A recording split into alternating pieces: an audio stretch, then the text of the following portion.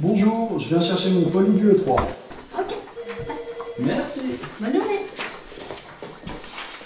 Bonjour, je viens chercher mon polygue 3. Ah, désolé, j'ai annulé le dernier. Just you know why you and I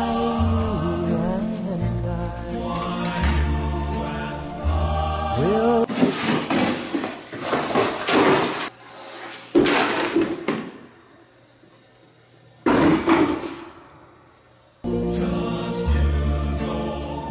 P1. Never say no to a P1.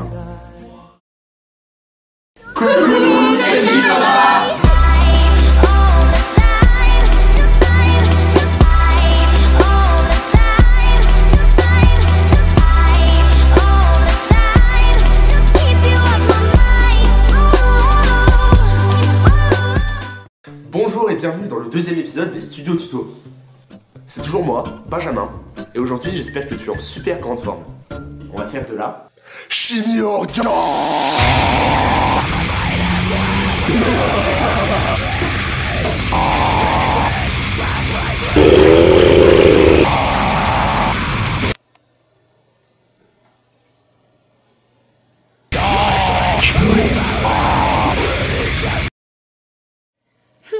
Ça, c'est un truc pour les meilleurs comme moi.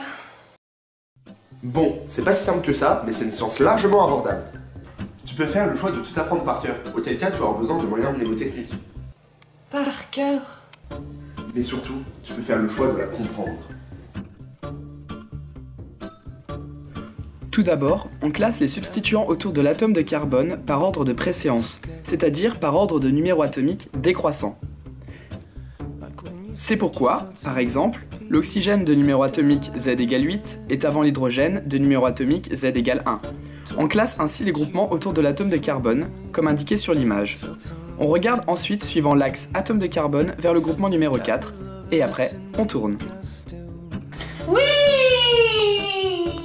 Pour rappel, quand on tourne dans le sens des aiguilles d'une montre, c'est-à-dire vers la droite, l'énantiomère est appelé rectus. Montre, rectus. Montre, rectus. Montre, rectus. Montre, rectus. Montre, recta. En revanche, quand on tourne dans le sens inverse des aiguilles d'une montre, l'énantiomère est dénommé sinister. Prenons la molécule suivante et classons les groupements par ordre de préséance. En suivant selon l'axe carbone vers hydrogène, on s'aperçoit que l'on tourne dans le sens des aiguilles d'une montre. On est donc à nouveau dans le cas d'un énantiomère rectus. J'adore tourner à droite.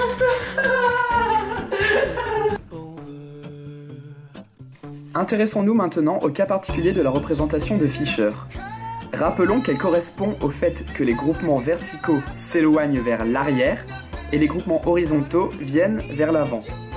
Regardons à nouveau selon l'axe carbone vers hydrogène. Ici, cela ne pose aucun problème puisque le groupement hydrogène part vers l'arrière.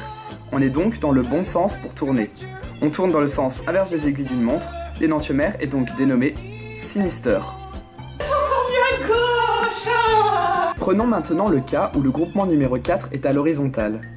Par la même méthode que précédemment, on pourrait croire que la configuration est sinister. Mais non. Selon la représentation de Fischer, le groupement numéro 4 vient vers nous, et on ne regarde plus dans le bon sens de l'axe carbone vers hydrogène, mais plutôt dans le sens hydrogène vers carbone, ce qui inverse tout le raisonnement. Ici, on est dans le cas d'un rectus. En bref, quand le groupement numéro 4 est à l'horizontale, le sens de lecture est inversé. Groupement à l'horizontale, inversion du sens de lecture. Horizon, inversion. Groupe 4 à l'horizontale, inversion. Horizon, inversion. Horizon, inversion. Quand elle est à l'horizontale, je la prends, je la retourne.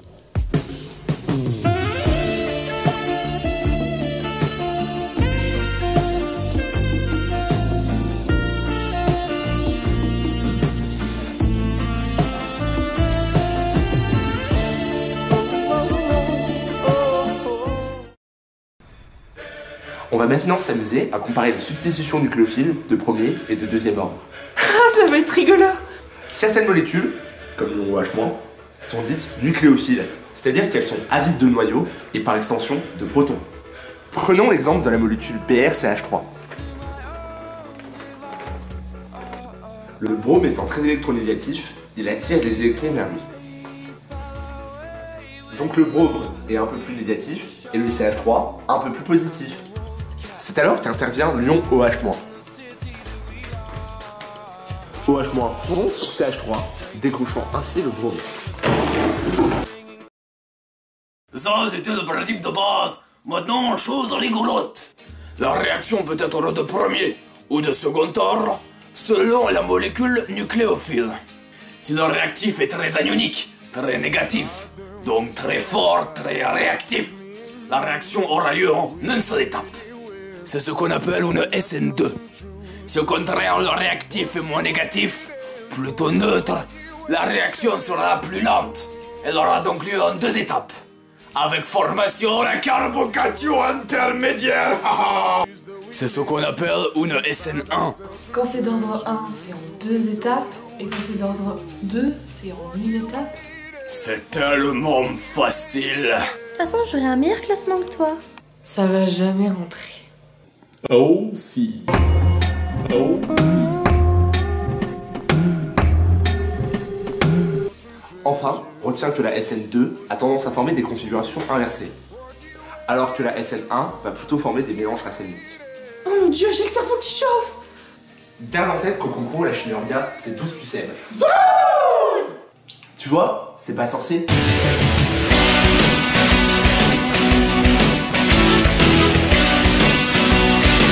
Et voilà, c'est déjà la fin du 2e épisode des Studios Tuto. J'espère qu'il t'a plu. N'hésite pas à t'abonner. Salut! À bientôt.